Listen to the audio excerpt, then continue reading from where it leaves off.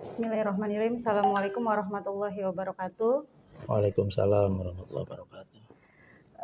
Selamat siang Pak Haji. Selamat siang Bu Turhaini. Ya, Apa yang bisa saya bantu? Ya mohon maaf Pak, saya mengganggu waktunya Bapak ya Pak ya. Mangga silakan. Ya Pak, begini, kami di calon guru penggerak angkatan 11 di modul 3.1 yaitu tentang pengambilan keputusan berbasis nilai-nilai kebajikan sebagai pemimpin. Di sini kami mendapatkan tugas demonstrasi kontekstual yaitu mewawancarai pemimpin kami di sekolah, yaitu di sini Bapak ya Pak ya. Di sini saya akan memberikan beberapa pertanyaan tentang dilema etika dan tentang bujukan moral gitu Pak, terkait pada modul 3.1. Baik Bu Turhaini, insya Allah akan saya coba jawab semampu yang saya bisa. Mudah-mudahan jawaban saya memuaskan ya. Iya, oke Pak. Mangga silakan. Iya, pertanyaan pertama Bapak, selama ini bagaimana Bapak dapat mengidentifikasi kasus-kasus yang merupakan dilema etika atau bujukan moral Pak? Baik, terima kasih Bu Turhaini. Jadi untuk mengidentifikasi suatu kasus itu merupakan dilema etik atau etika ya, atau masuk bujukan moral, ya tentunya kita mempelajari dulu, kemudian menganalisis dan menyimpulkan kasus yang ada ya dari berbagai sumber. Dari kesimpulan itu bisa kita jadikan sebagai bahan atau rujukan untuk menindaklanjuti pengambilan keputusan, baik yang berkaitan dengan dilema etik ataupun bujukan moral ya. Jadi menentukannya setelah kita melakukan analisis dari kasus yang ada, kemudian kita buat kesimpulan, dari situ kita bisa menentukan ini termasuk dalam ranah dilema etika atau bujukan moral gitu. Sehingga dalam memberikan solusinya diharapkan bisa tepat gitu. Iya. Pertanyaan yang kedua Pak, selama ini bagaimana Bapak menjalankan pengambilan keputusan di sekolah Bapak, terutama untuk kasus-kasus di mana ada dua kepentingan yang sama-sama benar atau sama-sama yang mengandung nilai kebajikan? Baik, sebelum keputusan diambil tentunya terlebih dahulu kita mengumpulkan fakta ya Bu ya. Kemudian siapa yang terlibat dalam kasus tersebut, kemudian kita analisis benar dan salahnya. Setelah itu kita membuat alternatif solusi, kemudian baru dibuat suatu keputusan. Setelah itu kita refleksikan dan semuanya itu supaya hasilnya selain valid juga mendapat ridho dari Allah, tentunya diiringi dengan doa supaya tidak salah dalam pengambilan keputusan. Jadi tadi diawali dengan penelusuran masalah ya, kemudian diidentifikasi sehingga dari penelusuran kemudian identifikasi masalah kita analisis, maka kita bisa menarik satu kesimpulan. Nah ini yang kita jadikan sebagai dasar dalam mengambil satu keputusan. Tentunya yang kita utamakan adalah yang menjadi prioritas dengan keputusan yang berpihak pada murid sesuai dengan ruhnya kurikulum merdeka tentunya ya Bu ya. Tetapi dengan tetap memegang teguh kebijaksanaan. Intinya itu Bu. Iya Pak. Baik, pertanyaan selanjutnya Bapak, langkah-langkah atau prosedur seperti apa yang biasa Bapak lakukan selama ini Pak? Baik, secara garis besar sudah kita sampaikan pada waktu pertanyaan sebelumnya ya Bu Turhaini. Jadi yang pertama tentunya kita identifikasi dulu permasalahan yang ada. Kita lakukan identifikasi, kemudian saya mengenali nilai apa yang bertentangan dalam situasi ini. Karena dalam setiap permasalahan kan ada nilai-nilai yang kita yakini benar, tapi ada juga nilai-nilai yang kita yakini tidak sesuai gitu ya. Tidak sesuai. Setelah itu baru saya akan menentukan siapa yang terlibat dalam hal ini. Seringkali saya melibatkan guru. Ya. Bisa jadi guru BK atau yang sesuai dengan bidangnya. untuk mengumpulkan fakta di lapangan. Kemudian saya akan melakukan pengujian benar dan salahnya dengan melaksanakan 3 prinsip resolusi, mencari kemungkinan penyelesaian atau opsi trilema. Selanjutnya baru saya akan membuat satu keputusan. Dari keputusan itu saya refleksikan kepada rekan-rekan semua atau yang memang sedang mengalami permasalahan pada saat itu.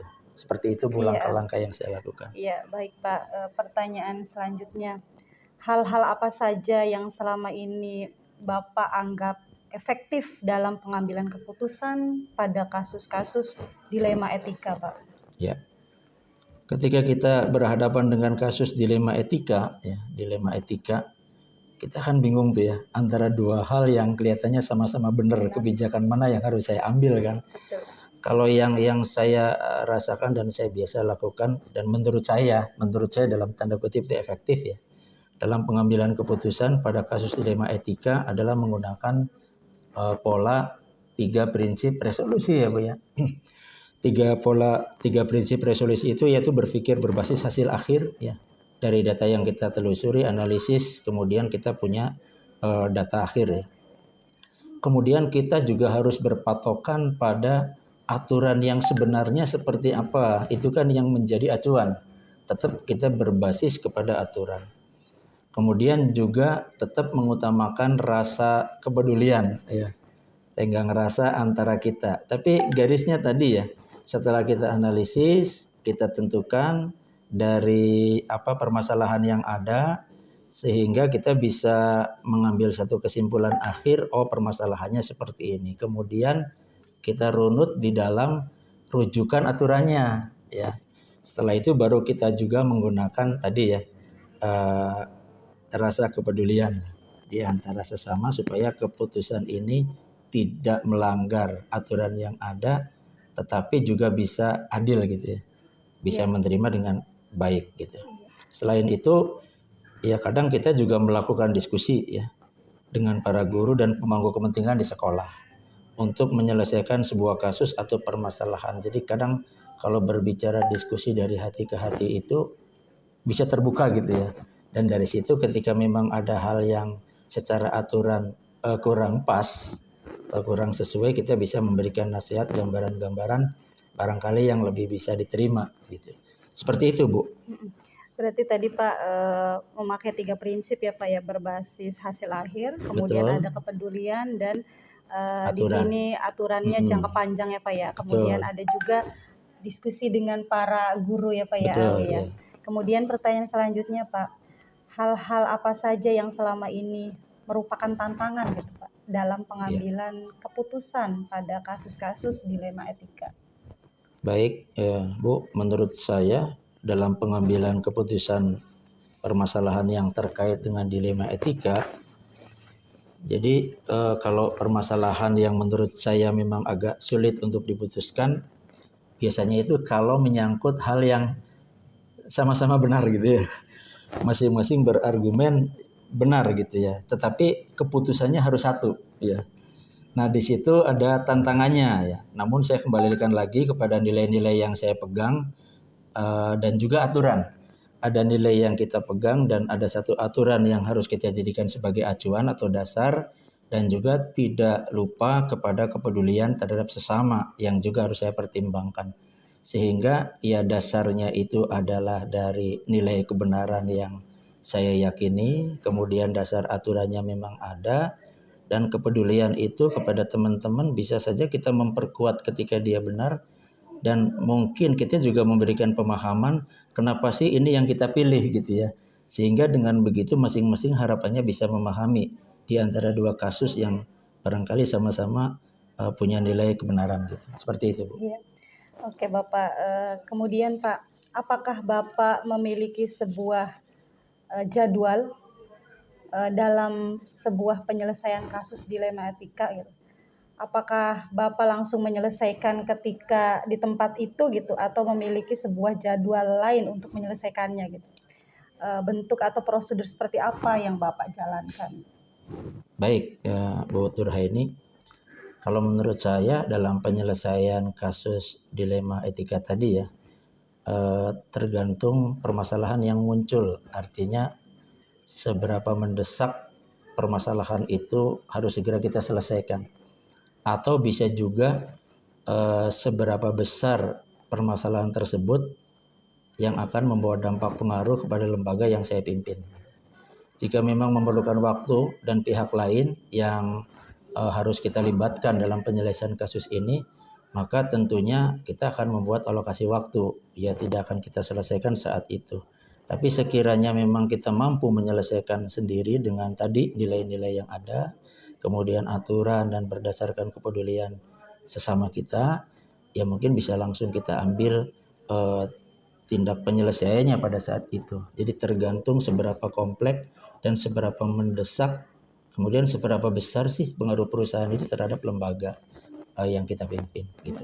Iya Pak.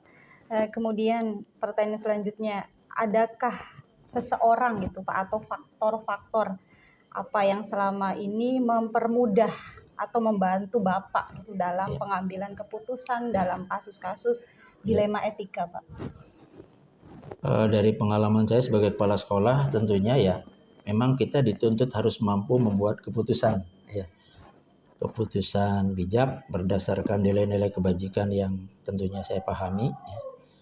Namun juga dalam penyelesaiannya kadang membutuhkan atau melibatkan dewan guru atau beberapa pihak yang memang kita rasa memiliki kompetensi di bidang itu untuk sharing, ya, dalam rangka menentukan langkah-langkah pengambilan keputusan yang nanti akan menjadi dasar pengambilan keputusan yang harapannya bisa adil dan bisa dipertanggungjawabkan gitu, ya. Tetap kita butuh masukan seperti itu. Berarti kayak keterlibatan dewan guru gitu Pak ya, atau pihak yang berkompeten dalam hal tersebut ya. Betul, kita minta pandangannya. Betul gitu Pak. Kemudian pertanyaan terakhir ini Pak. Dari semua hal yang telah disampaikan oleh Bapak tadi, pembelajaran apa yang dapat Bapak petik dari pengalaman Bapak mengambil keputusan dilema etika Pak? Kalau menurut saya dalam pengambilan keputusan dilema etika itu dasar utamanya ya harus muncul dari nilai-nilai kebajikan yang ada dalam diri kita dulu, ya. Kemudian kita juga memahami teknis atau prinsip pengambilan keputusan yang tepat, itu yang saya pelajari gitu, ya.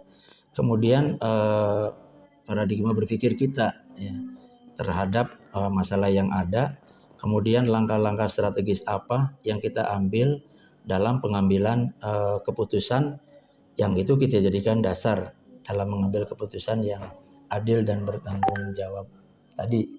Sekiranya memang melibatkan beberapa pihak, ya kita libatkan supaya kebijakan yang kita berikan itu betul-betul bisa dipertanggungjawabkan. Itu Bu. Iya. Ya. Baik Bapak, terima kasih atas jawaban-jawaban yang sudah Bapak berikan. Semoga bermanfaat ya Pak ya, khususnya amin. Bagi saya gitu Pak sebagai calon guru penggerak Angkatan 11 dan pada umumnya bagi kemajuan dunia pendidikan. Amin. Mohon maaf Pak jika ada yang kurang berkenan dari saya. Sama-sama, gitu Pak. Bu, ya. Wassalamualaikum warahmatullahi wabarakatuh. Dan saya juga ya mohon maaf, itu jawaban yang bisa saya berikan. Mudah-mudahan cukup puas ya dengan apa yang saya berikan dan mudah-mudahan bisa segera lulus. Amin. Menjadi guru penggerak angkatan berapa tadi? 11 ya. Ya, selamat ya Bu ya. Terima kasih itu aja Bapak. yang mungkin bisa saya bantu.